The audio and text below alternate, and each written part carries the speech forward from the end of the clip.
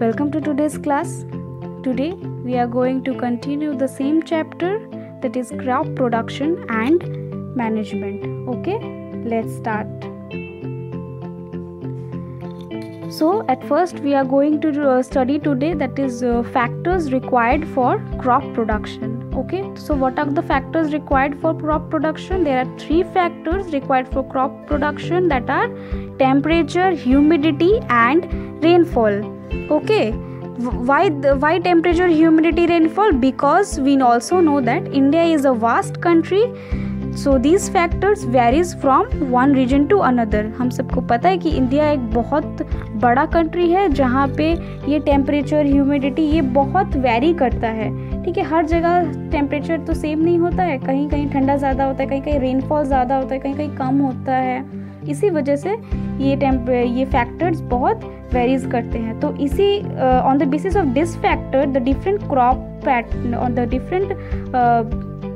Different crop patterns are identified which are type that like हम लोग उसको बोल भी सकते हैं कि types of crops. Okay, so what is that is kharif crops and rabi crops. Okay, so ये खारिफ क्रॉप क्या होता है और रावी क्रॉप क्या होता है? What are kharif crops? Kharif crops को क्या बोलते हैं? The crops which are grown in rainy season are called kharif crops. The rainy season in India is generally from June to September. हम सबको पता है कि इंडिया में रेनी सीजन जून टू सितंबर आता है और ये खारिफ क्रॉप्स रेनी सीजन में ही उगाते हैं. ठीक है, तो इसको बोला जाता है kharif crops. So some examples of kharif crops were paddy, maize, soybean, groundnut, cotton, etc. Okay, so after that is rabi crops. क्या rabi crops? तो what are rabi crops? These crops grown in the winter season. इनको कब हम उगाते हैं? Winter season में. And their time period is generally from October to March. और इनका टाइम पीरियड क्या होता है? अक्टूबर से लेके मार्च तक है, क्योंकि तभी हमारे इंडिया में विंटर सीजन्स होते हैं. और इसके एग्जांपल्स क्या हैं? Wheat, gram, P, mustard and linseed, ये सब इसके एग्जांपल्स हैं राबी क्रॉप्स के. ये I hope you all remember this. Also note down in your class work copy. And after that we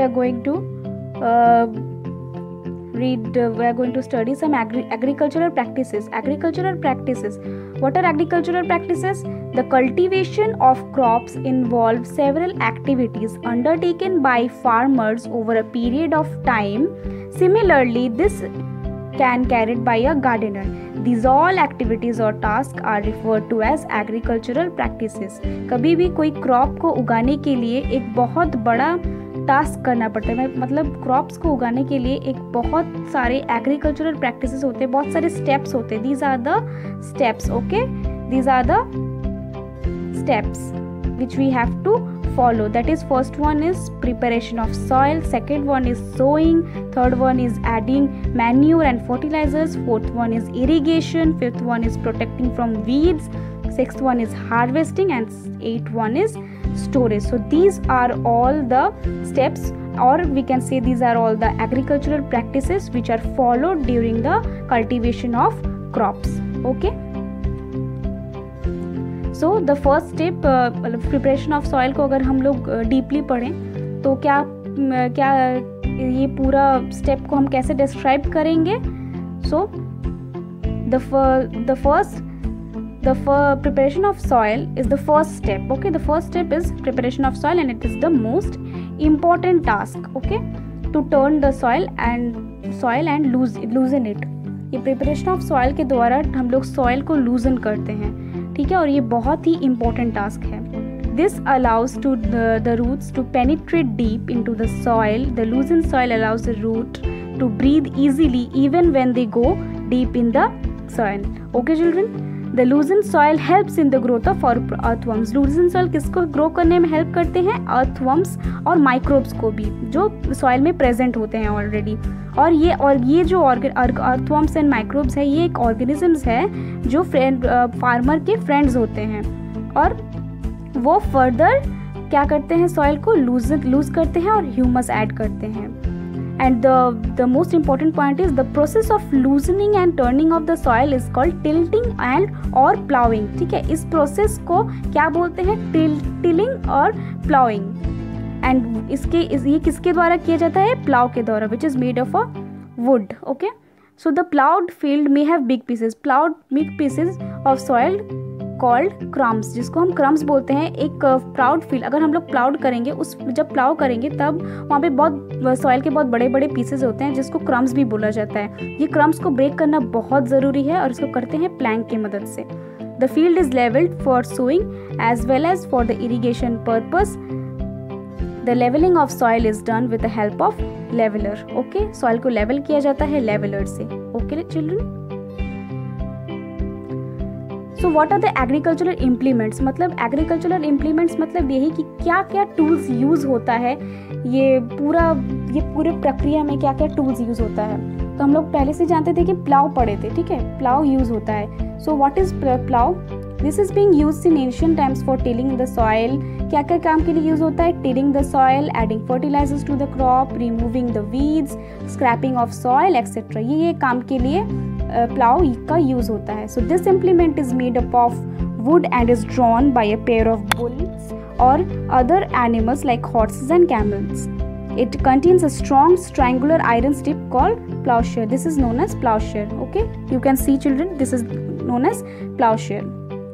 The main part of the plow is a long log of wood which is called plow shaft, and there is a handle hit one end of the shaft. Okay, then this is known as plow shaft and this is known as the handle hit. I am here marking H, this is known as handle hit. Okay, and this is the plow shaft. Okay, the other end is attached to a beam. इसका जो other end है ये किससे attach किया हुआ है? You can see here beam से attach किया हुआ है, which is placed in the bull's neck. One pair of bulls and a man can easily operate the plow. Okay children, nowadays it is replaced by iron plows. Nowadays ये wooden plows कोई use नहीं करते, that's why it is replaced by iron plows. Okay, so what is hoe? Hoe is also a simple tool which is used for removing weeds. hoe को भी use किया जाता है weeds को remove करने के लिए और soil को lose करने के लिए. It has a long rod of wood and और iron. उसका ये जो rod देख रहे हो ये wood का भी हो सकता है, iron का भी हो सकता है. A strong, broad and bent plate of iron is fixed one of its end and works like a blade. It is pulled by animal. इसका एक बहुत ब्रॉड एक बेंट होता है plate of iron which is fixed one. एक iron plate होता है bent plate, जिसको ये बोलते हैं बेंट प्लेट. मेनली ये सॉइल के अंदर जाता है. ठीक है, और वीड्स को रिमूव करता है, लूजन करता है. तो इसको ये किससे बना हुआ है? आयरन से बना हुआ है. एंड ये कौन पुल करता है? कोई एनिमल ही पुल करता है. और एक थर्ड वन क्या है? Cultivator. Cultivator. Nowadays plowing is done by a tractor driven cultivator. The use of cultivator saves labor and time. Okay children,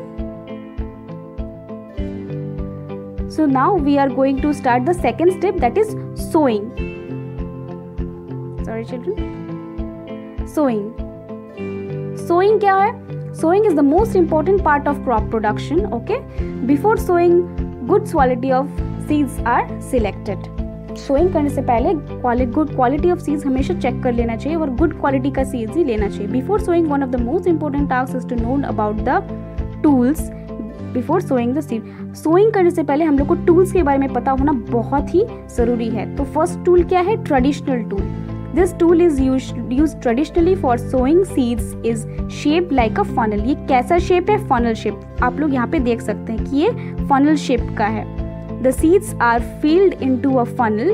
Seeds को feed किया जाता है funnel के अंदर. Pass down through 2 or 3 pipes have sharp ends. Pass होता है 2 or 3 pipes लगा हुआ था, like this is the pipe. Pass करता है तो this ends pass into the soil and place seeds there.